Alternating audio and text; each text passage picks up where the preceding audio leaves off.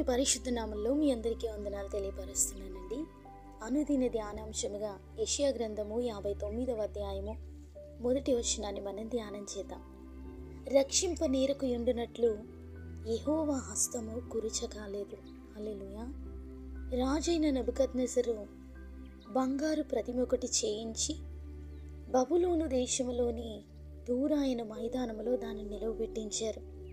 అది 60 మూరల ఎత్తు, 6 మూరల వెడల్పు గల విగ్రహం. ఆ విగ్రహ ప్రతిష్టకు రాజ్య సంస్థానాధికారులందరూ రాజుకు నెబుకద్నెజరు నిలబెట్టించిన ప్రతిమ ఎదుట నిలిచియున్నారు.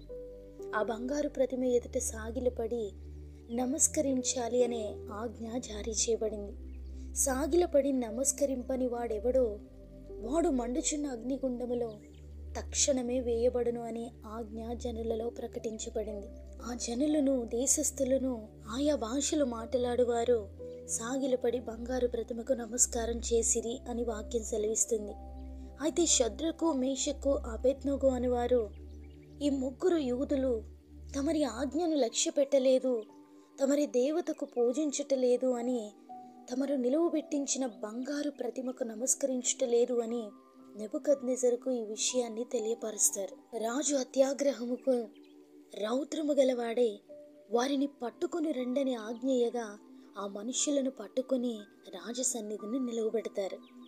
నేను నిలబెట్టించిన బంగారు ప్రతిమకు నమస్కరించుట లేదని నాకు వినబడి ఉన్నదని రాజు అడిగినప్పుడు, మేము సేవించుచున్న దేవుడు మండుచున్న వేడిమి గల ఈ అగ్నిగుండంలో నుండి మమ్మల్ని తప్పించి రక్షించుటకు సమర్థుడు, మరియు నీ వశమున పడకుండా ఆయన మమ్మల్ని రక్షించును. ఒకవేళ ఆయన రక్షింపకపోయినను నీ దేవతలను మేము పూజించము, నీవు నిలబెట్టించిన బంగారు ప్రతిమకు నమస్కరింపమని వారు రాజుతో సమాధానమిస్తారు.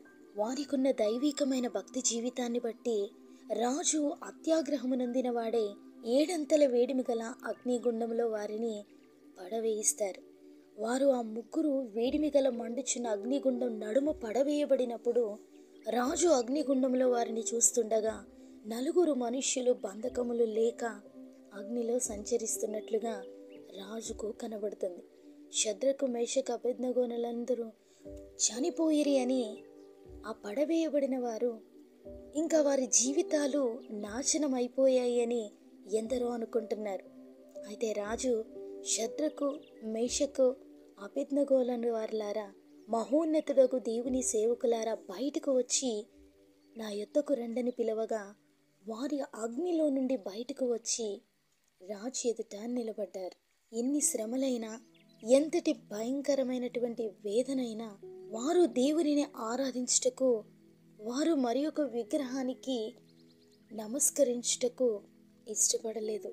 అగ్నిగుండం వంటి శ్రమలైనా, శోధనలైనా, ఎదుర్కొంటున్న పరిస్థితుల కరువరాలైనా అధిగమించగలిగేటువంటి శక్తిని మనం పొందాలంటే మన జీవితంలో దైవికమైన ప్రత్యక్షత, దేవుని పట్ల మనకున్నటువంటి విశ్వాసం ప్రతి శ్రమ నుండి మనల్ని ముందుకు నడిపించగలుగుతుంది. దేవునితో సరైన సంబంధాన్ని కలిగి ఉండాలి. షద్రకు, మేషకు, అబేద్నెగోలు దేవునిని తప్ప మరి దేనిని వారు ముఖ్యముగా ఎంచుకొనలేదు. వారి ప్రాణములతో సహా దేవునికి అర్పించగలిగిన వారి మనసును దేవుడు చూసి వారిని అన్య దేశంలో గణపరిచారు. ఏ రాజు అయితే వారిని అగ్నిగుండంలో వేయించాడో వీరి దేవుడు పూజార్హుడు, ఆయన తన దూతలను పంపి తను ఆశ్రయించిన దాసులను రక్షించెను అని రాజు సాక్ష్యం ఇచ్చేట్టుగా దేవుడు ఆశ్చర్యకార్యాన్ని జరిగించాడు.